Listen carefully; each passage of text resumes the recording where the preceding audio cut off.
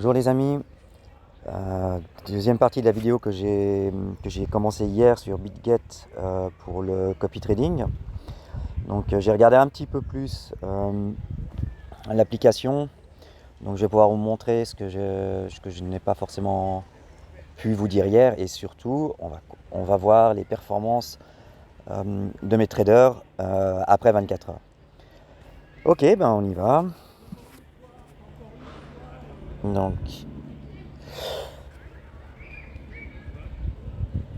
voilà, donc on va sous-copier et dans mes traders. Alors là, on peut voir que j'ai plus 260 USDT depuis en fait hier, hein, c'est hier où j'ai créé le compte et que j'ai mis les 400 USDT.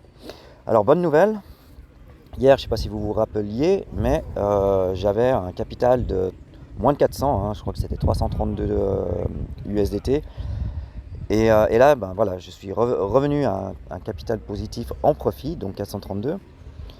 À savoir que c'est pas une performance de 32 dollars sur les 400 USDT, parce que donc je suis que 4 traders où j'ai mis 50 dollars chaque. Donc en fait, les 32 USDT, c'est la performance sur 200 USDT. Donc ça fait une belle perf pour 24 heures. Voilà.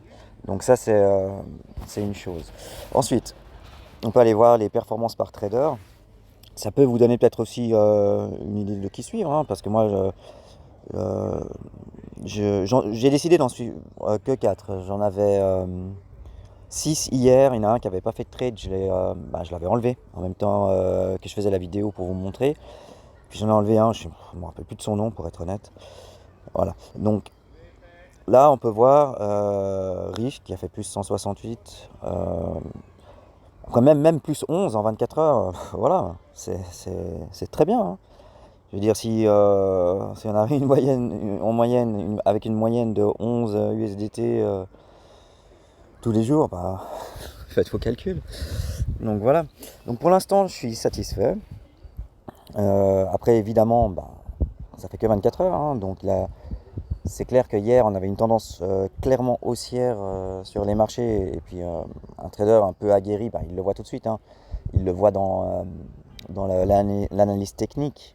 Il voit qu'il y a un retournement haussier, donc voilà, plus ou moins facile de jouer. Bien que, en fait, beaucoup de traders que j'avais regardé hier étaient short, et ils se sont fait éclater en fait sur les futurs.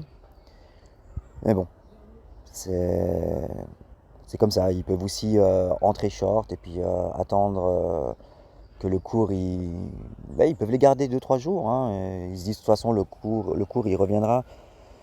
Faut aussi voir en fait que depuis un bon moment là, depuis quelques semaines, on est sur du range trading, Donc le range est petit, hein, donc au niveau du Bitcoin, donc les scalpers ils vont vouloir trader quasiment tous les jours, hein, on essaye.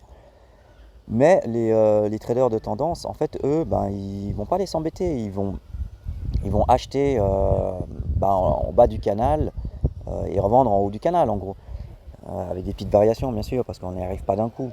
Donc, ils vont acheter leur position à 100% en bas du canal, et puis si on arrive juste avant le milieu du canal, bon, ben voilà, ils, euh, ben, ils coupent leur position de 50%, voire 30%. C'est pas compliqué d'être un trader de tendance. Mais c'est vrai que les conditions de marché actuellement se prêtent pour moi au copy trading. Parce qu'en fait, c'est beaucoup plus.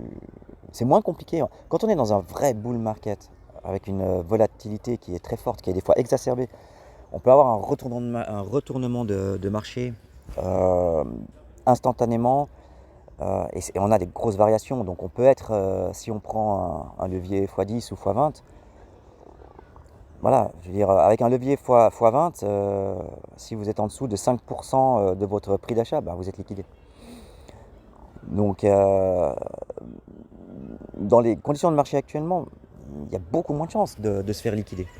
Vu que sur les blue chips, les gros coins comme Solana, Matic, bah voilà, vous n'avez pas forcément beaucoup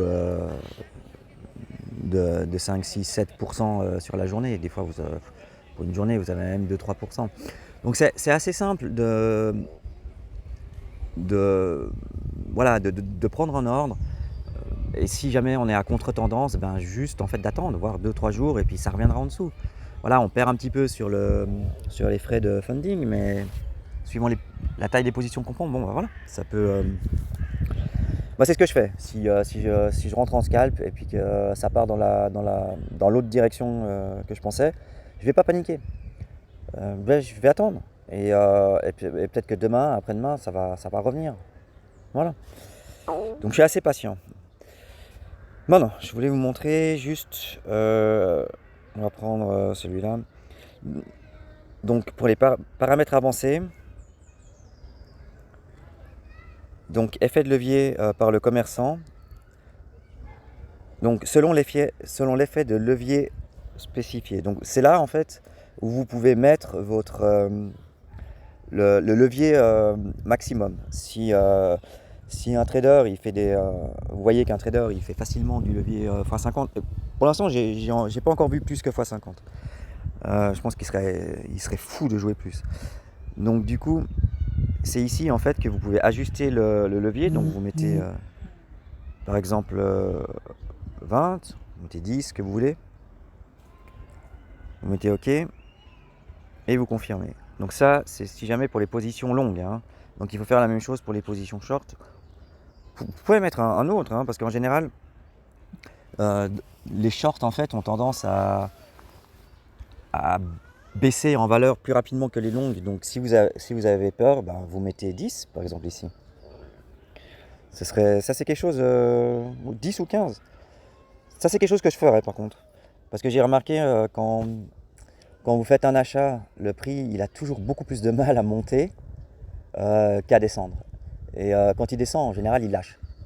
Donc là, les pertes, elles sont, pour moi en tout cas, beaucoup plus importantes quand je dois les réaliser sur des shorts que sur des longues. Donc voilà, si vous mettre un maximum de levier sur les shorts, plus petit que les longues, ça fait du sens. Donc voilà, ça c'était pour vous montrer. Moi, je vais changer. Je vais laisser 50. Comme je vous ai dit, voilà, c'est un petit compte. 50, confirmé. Voilà. Donc du coup, on peut vite aller voir. Voilà, moi j'ai deux positions. Donc voilà, ils sont short sur le Bitcoin et sur l'Ether. Donc je vous avais dit aussi l'histoire des isolés et des croisés. Alors je crois en fait que on peut choisir en fait un trader. J'ai pas encore regardé, mais j'ai entendu. C'est là.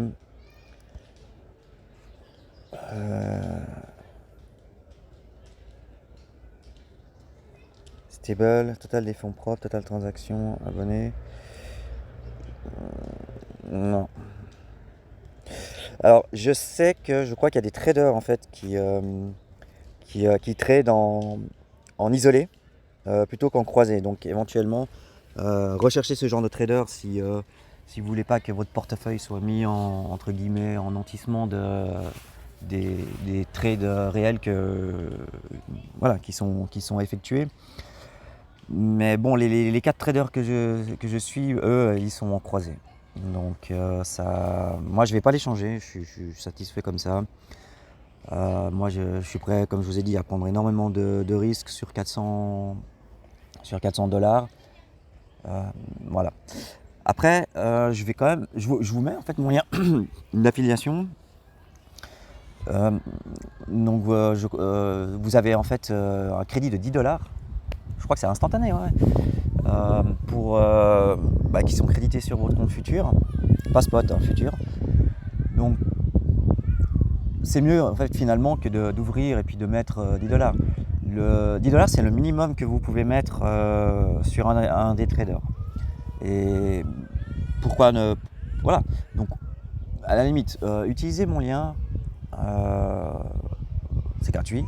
vous ouvrez le compte gratuitement, vous choisissez un trader ou alors vous attendez quelques jours quand je ferai un update. Je ne vais pas faire tous les jours un update sur la performance, en tout cas pas en vidéo, peut-être je le ferai sur Twitter. Et attendez peut-être quelques jours pour avoir les performances de mes 4 traders. Et puis après, vous pouvez jouer ces 10$ et vous oubliez. Euh, moi, c'est ce que je vais faire. Enfin, moi, je vais regarder, bien sûr, mais je ne vais pas paniquer. C'est pas parce qu'un jour, ils font 20% puis que le lendemain, ils font moins 40 que je vais laisser. Non, je garde. Voilà. Et puis, advienne que pourra. Dieu est grand, il paraît.